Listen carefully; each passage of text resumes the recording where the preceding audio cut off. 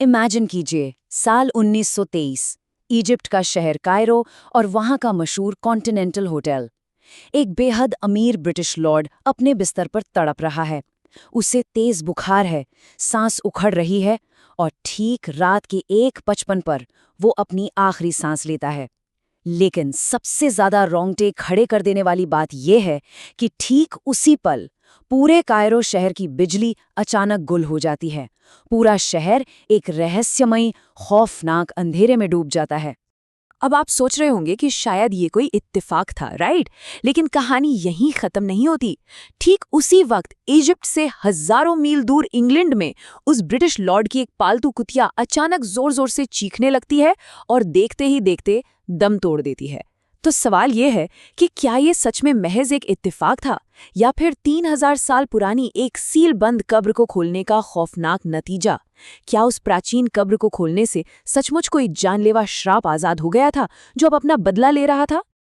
Okay, तो चलिए इस एक्सप्लेनर में गहराई से उतरते हैं और इस पूरे रहस्य से पर्दा उठाते हैं। सबसे पहले बात करते हैं उस चेतावनी की जिसने पूरी दुनिया के दिलों में खौफ पैदा कर दिया था। माना जाता है कि उस कब्र के बाहर लिखा था, जो भी इस फेरो यानी सम्राट की शांति भंग करेगा, मौत उसे अपने पंखों पर उठाकर ले जाएगी। इस एक ड्रामेटिक लाइन ने पूरी दुनिया के अखबारों को रातों रात सनसनीखेज बना दिया था। और लोगों का ये डर तब और पुख्ता हो गया जब अगले 6 सालों के अंदर उस कब्र से जुड़े 22 लोगों की मौत हो गई, 22 लोग। और मौतों का ये सिलसिला काफी अजीब था। इसमें वो रेडियोलॉजिस्ट भी शामिल था जिसने उस प्राचीन मम्मी का एक्सरे किया था। और तो और एक सेक्रेटरी के 78 साल के पिता ने भी इस श्राप के खौफ और डिप्रेशन में आकर लंदन में अपनी 7वीं मंजिल की खिड़की से कूदकर जान दे दी। ये सब देखकर किसी को भी लगेगा कि भाई पक्का यहाँ कोई ना कोई श्राप तो काम कर रहा है। भाग 1, द मॉन्यूमेंटल डिस्कवरी। अब इस पूरे रहस्य को डीकोड करने के लिए हमें थोड़ा फ्लैशबैक में चलना होगा। नवंबर 1922 के इजिप्ट में। ये कहानी है हावर्ड कार्टर की। कार्टर कोई बहुत रईस या एकदम फिट आर्कियोलॉजिस्ट नहीं थे, बल्कि बचपन से ही काफी बीमार रहने वाले एक साधारण इंसान थे। लेकिन उनके साथ थे उनके बेहद अमीर स्पॉन्सर लॉर्ड कार्नावन। कार्नावन ने इतिहास के उस भूले बिसरे राजा तूतनखामेन की कब्र को खोजने के लिए पूरे 15 सालों तक पैसा पानी की तरह बहाया था। उन्होंने करीब 5 लाख पाउंड खर्च कर दिए थे। मतलब अगर आज के हिसाब से देखें तो ये करोड़ों रुपए के बराबर है। 15 साल की अथक मेहनत और इतना पैसा खर्च करने के बाद भी जब कुछ हाथ नहीं लगा तो कार्नावन ने कार्टर को अल्टीमेटम दे दिया कि ये उनका आखिरी मौका है, इसके बाद कोई फंडिंग नहीं मिलेगी। और फिर आता है नवंबर का वो थ्रिलिंग महीना जिसने हमेशा के लिए इतिहास बदल दिया। 4 नवंबर को खुदाई के दौरान चट्टान में कटी हुई एक सीढ़ी मिली। 5 नवंबर तक उन्होंने पूरा रास्ता साफ कर लिया। 24 नवंबर को उस बंद दरवाजे पर आखिरकार वो नाम दिखाई दिया जिसकी उन्हें तलाश थी, तूतनखामेन। और फाइनली 26 नवंबर 1922 को जब कार्टर ने उस सील बंद दरवाजे में एक छोटा सा छेद करके अंदर झांका तो पीछे से पूछा गया कि क्या अंदर कुछ दिखाई दे रहा है, और कार्टर का ऐतिहासिक जवाब था, अद्भुत चीजें। ये इंसानी इतिहास की सबसे महान पुरातात्विक खोज थी। लेकिन इस बड़ी कामयाबी के जश्न के बीच एक अजीब सी घटना ने डर का बीज बो दिया। कार्टर ने अपने घर में एक सुनहरी किनारे चिड़िया पाली हुई थी। खोज के कुछ ही दिन बाद एक कोबरा कार्टर के घर में घुस गया और उस चिड़िया को खा गया। अब लोकल लोगों के लिए ये कोई मामूली घटना नहीं थी। इजिप्ट में कोबरा को रॉयल्टी और सम्राट की ताकत का प्रतीक माना जाता था। लोगों में तुरंत दहशत फैल गई कि मरे हुए राजा के कोबरा ने अपनी कब्र छेड़े जाने का पहला बदला ले लिया है। भाग 2, मीडिया की सनसनी। लॉर्ड कार्नावन की अचानक हुई मौत ने ही दुनिया भर के मीडिया में कर्स ऑफ द फेरो की खौफनाक हेडलाइंस को जन्म दिया था। लेकिन अगर हम अंधविश्वास को साइड में रखकर सिर्फ फैक्ट्स पर गौर करें तो लॉर्ड कार्नावन की मौत के पीछे की कहानी बेहद आम और दुर्भाग्यपूर्ण थी। लिटरली उनके गाल पर एक मच्छर ने काटा था। शेविंग करते वक्त गलती से उसी जगह पर ब्लेड लग गया। फिर गर्मी के मौसम में एक मक्खी उस खुले घाव पर बैठ गई जिससे खतरनाक इन्फेक्शन फैल गया और 5 अप्रैल 1923 को तेज बुखार से उनकी मौत हो गई। हालांकि इस पूरी घटना को जो चीज सच में डरावना बनाती है वो है मशहूर नॉवेलिस्ट मैरी कोरेली की एक चिट्ठी।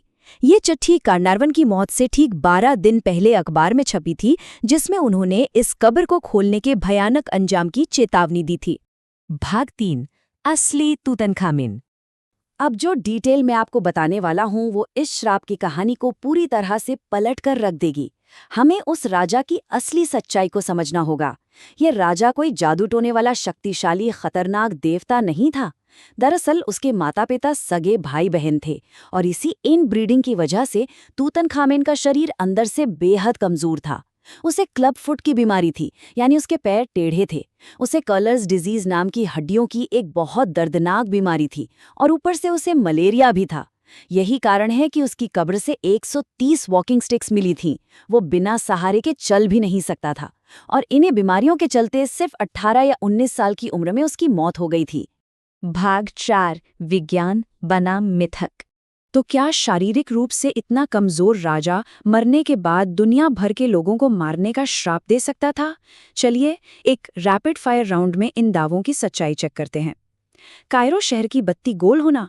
1920 के दशक में कायरो में पावर कट होना एकदम आम बात थी। ये सिर्फ एक इत्तेफाक था। कुतिया की मौत। अगर आप टाइम जोन को कैलकुलेट करें तो कुतिया के मरने का समय लॉर्ड की मौत के समय से बिल्कुल मैच नहीं करता। और वो डरावना मिट्टी का टैबलेट जिस पर श्राप लिखा था, वो पूरी तरह से फेक था। ऐसा कोई टैबलेट कभी मिला ही नहीं था। ये कहानी एक शौकिया रिपोर्टर ने अपने अखबार की सेल्स बढ़ाने के लिए गढ़ी थी। लेकिन फिर एक सवाल आता है कि जो लोग कब्र में गए वो बीमार क्यों पड़े? 1963 में साइंस ने इस मिस्ट्री को भी सॉल्व कर दिया। पता चला कि उन प्राचीन कब्रों में एस्परगिलस नाइगर नाम की एक फंगस पनप रही थी। ये फंगस सांस की नलियों में भयंकर सूजन पैदा कर सकती है। तो ये कोई शराब या जादू नहीं था, बल्कि एक बायोलॉजिकल खतरा था। और मजे की बात यह है कि इसका इलाज आज की मॉडर्न एंटीबायोटिक्स से बहुत आसानी से हो सकता है। हाँ, ये जरूर एक अजीब इत्तेफाक है कि जिस डॉक्टर ने इस फंगस की खोज करके श्राप की मिथक को तोड़ा था, उनकी मौत एक कार एक्सीडेंट में हो गई, जिसने अफवाहों को फिर से मसाला दे दिया। और अब सुनिए इस पूरी कहानी का सबसे बड़ा प्लॉट ट्विस्ट। साल 2002 में एक मेडिकल जर्नल ने इस श्राप पे एक प्रॉपर स्टडी की।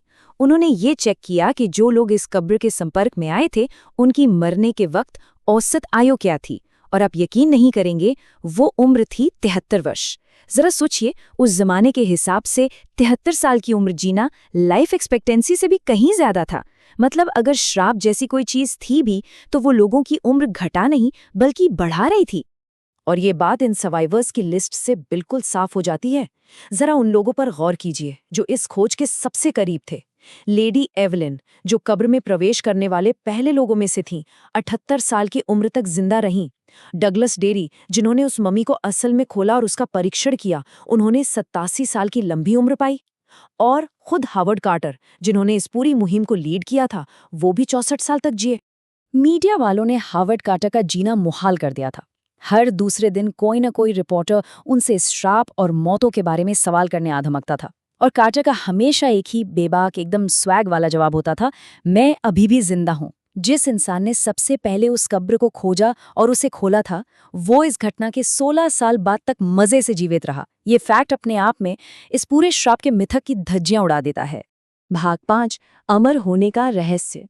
प्राचीन इजिप्ट में एक बहुत गहरी मान्यता थी। उनका मानना था कि इंसान की असली मौत तब होती है जब इतिहास से उसका नाम पूरी तरह मिट जाए।